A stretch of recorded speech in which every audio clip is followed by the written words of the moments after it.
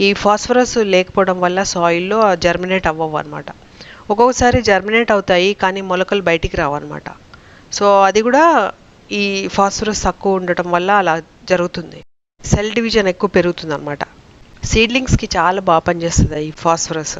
అలాగే plant maturity అంటే age అయిపోయిన కొద్దీ ప్లాంట్ సడన్గా డల్ అయిపోకుండా దాని సీడ్ ఫార్మేషన్ బాగా చేస్తుంది అనమాట. తర్వాత నైట్రోజన్ ఫర్టిలైజేషన్ ఓవర్ ఫర్టిలైజేషన్ అయినప్పుడు ఈ ఫాస్ఫరస్ వచ్చేసి ఎక్కువ ఎఫెక్ట్ అవ్వకుండా చూస్తుంది అనమాట. అలాగే పొటాషియం కూడా ఉంటుంది కదా దీంట్లో, బనానా పీల్లో పొటాషియం ఎక్కువగా ఉంటుంది అనమాట. సో పెస్ట్స్ అవన్నీ అటాక్ అవ్వకుండా చూస్తాయి. అలాగే వాటర్ రెగ్యులేషన్ అంతా బాగా జరుగుతుంది ప్లాంట్లో మొత్తం కూడా. మంచి క్వాలిటీ ఫ్రూట్స్ ఇంకా ఫ్లవర్స్ వస్తాయి అన్నమాట. ఎక్కువ డిజీజెస్ కానీ పెస్ట్ అటాక్ అవ్వదన్నమాట. అలాగే ఫాస్ఫరస్ తక్కువ అయింది అనుకోండి, ప్లాంట్ లీవ్స్ అన్నీ కూడా ఇలా పర్పుల్ కలర్లో అయిపోతాయి అనమాట, డార్క్ కలర్లో అయిపోతాయి. మొగ్గలు